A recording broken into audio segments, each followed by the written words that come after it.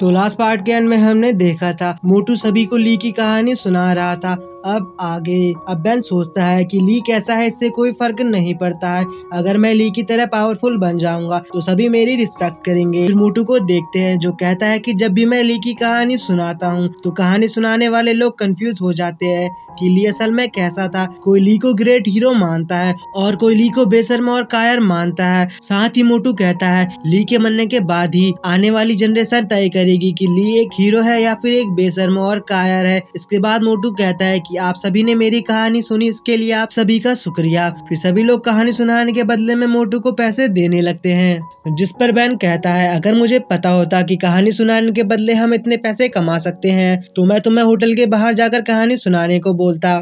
तभी युवान कहता है कि मैंने किसी को भी आज तक इतनी शांति से ली की कहानी खत्म करते हुए नहीं देखा। तभी बेन कहता है तुम्हारे कहने का मतलब क्या है? क्या ली की कहानी सुनने के बाद लोग आपस में लड़ने लगते हैं? युवान कहता है ऐसा नहीं है, ली ने कई सारी लड़ाइयाँ लड़ी है और उसने अपने बहुत सारे दुश्मनों की जान ली है, जिसकी वजह से उसके बहुत सारे दुश्मन है। पर ली इतना पावरफुल है कि कोई भी उसे लड़ने के बारे में नहीं सोचता है और अगर कोई भी उसे ढूंढना चाहे तो उसे नहीं ढूंढ पाता है। ली का नाम सुनते ही जो उसे पसंद नहीं करते हैं वो गुस्से में आ जाते हैं और कहानी सुनाने वाले को भी पीटने लगते हैं। और इसीलिए मैंने कहा था कि ली की कहानी इतनी शांत तरीके से खत्म होते मैंने आज तक नहीं देखा। दूसरी तरफ हम मोटू को देखते हैं जो पैसे लेते हुए कुछ सोल्जर के पास आ जाता है। जब मोटू सर ऊपर उठाकर देखता है तो उसकी फटके 4 हो जाती है क्योंकि वो लोग सी फैमिली के लोग थे। वो सोल्जर कहते हैं क्या तुम्हें ली फैमिली के रूल्स के बारे में नहीं पता? अगर कोई भी ली के बारे में बात करेगा तो उसे वहीं पर मार दिया जाएगा। तभी वहाँ पर एक बंदा बोलता है सियाम एक फ्रीडम सिटी है, तुम यहाँ सी फैमिली के रूल्स कैसे लगा सकते हो? पर सी फैमिली को इसकी बातों से घंटा फर्क नहीं पड़ता है। यहाँ बेन युवान से पूछता है कि क्या ली की सी फैमिली के साथ कोई दुश्मनी थी, जिस पर युवान उसे बताता है कि सी फैमिली के हेड सी चैंग सेंटर प्लान्स के फर्स्ट आर्मी के कमांडर थे और जब ली ने रॉयल सिटी में तबाही मचाई थी उस तबाही के दौरान सी चैंग की रीढ़ की हड्डी टूट गई थी, जिसकी वजह से वह आधा पैरालाइज्ड हो गया है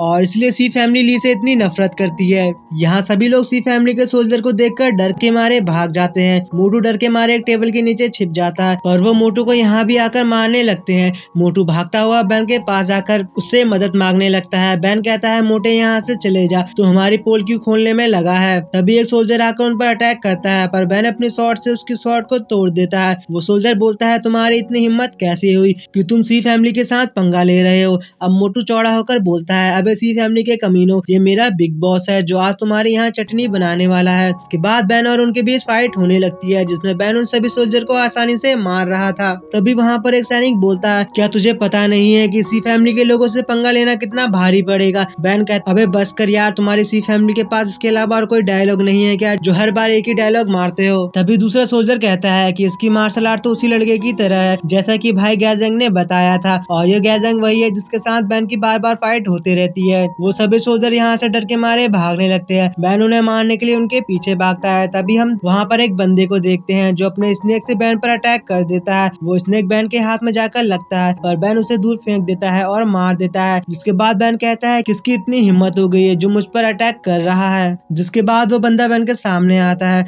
और वो सभी सोल्जर उसके आगे आकर 7वीं यंग मास्टर कहकर उसे ग्रीट करने लगते हैं, जिसका नाम सी चुने था और ये सी फैमिली के 13 ग्रेट यंग मास्टर में से 7वें नंबर में है। अब मोटू कहता है कि लगता है आज हम यहाँ मरने वाले हैं। यहाँ हम बेन को देखते हैं, उसके हाथ में स्नेक का पॉइजन फैल रहा था और बेन की हालत खराब होने लगती है। बेन सी चुने से कहता है कि तुम्हारी इतनी हिम्मत कैसे होगी, मेरे पीछे से मुझ पर एक स्नैक से अटैक किया, मैं यहाँ तुम्हारे स्नैक के साथ ही तुम्हें यहाँ मार डालूंगा। और फिर बेन उस पर अटैक करता है जिससे सी चुने आसानी से बच जाता है पर वो थोड़ा शॉक्ड हो मेरे स्नैक ने इसे काटा है, इसके बावजूद यह कैसे लड़ रहा है क्योंकि वह स्नैक बहुत ही ज्यादा जहरीला था। बेन उसे अपनी शॉट से मारने ही वाला होता है। तभी वहाँ पर एक हट्टा कट्टा आदमी आकर उसे रोक लेता है। जो सी फैमिली का 9वां यंग मास्टर था वो बेन को उठाकर दूर फेंक देता है और फिर बेन और दोनों के दरमियान खतरनाक फाइट होने लगती है। बेन उस पर अपने शॉट से अटैक करता है पर उसकी बॉडी में एक शील्ड बन जाती है जिसकी वजह से बेन की शॉट दूर जाकर गिरती है। जिसके बाद वो बेन को उठाकर पीट पीट कर उसका कचुम्बर बना देता है। फिर सीजू ने बेन के पास आकर बोलता है मुझे लगता है कि तुम यही सोच रहे होगे कि तुम्हारे अटैक का असर इस पर क्यों नहीं हुआ।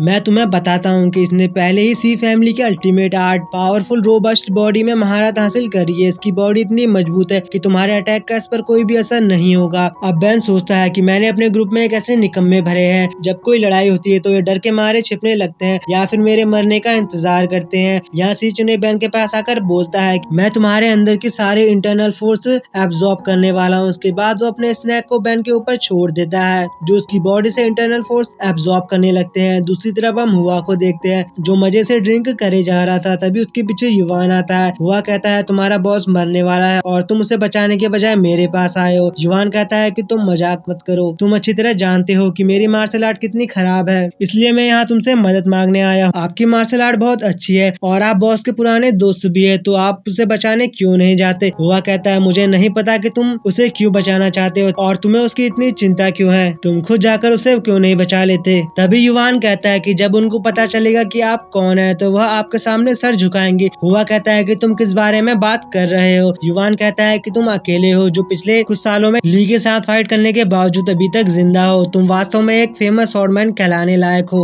इसके बाद युवान कहता है कि मैं तुम्हारे साथ शर्त रखता हूँ, मैं तुम्हारे माइंड में चल रही 3 बातों के बारे में बताऊंगा। अगर वो सच हुई तो तुम बिग बॉस की मदद करोगे और अगर वो गलत हुई तो मैं अपना सर तुम्हारे हवाले कर दूंगा। तो अब हुआ भी उसकी शर्त मान जाता है। इसके बाद युवान उसे बताने लगता है, पर उसने क्या बताया ये हमें नहीं बताया गया है। इसके बाद हम हुआ को देखते हैं जो बेन की मदद करने के लिए आता है, मतलब कि युवान हुआ से शर्त जीत गया था। सीच उन्हें उस पर अपने स्नैक से हमला करता है, पर हुआ अपनी शॉर्ट के एक ही स्लैश में उस स्नैक को मार देता है और वो स्लैश सीधा जाकर 9वें यंग मास्टर और 7वें यंग मास्टर को जाकर लगता है। सीच उन्हें अपने सोल्जर को आगे करके उस अटैक से बच जाता है। जिसके बाद सीच उन्हें कहता है कि तुम कौन हो जो सी फैमिली के साथ पंगा ले रहे हो, और इसी के साथ ये पार्ट यहीं पर एंड होता है।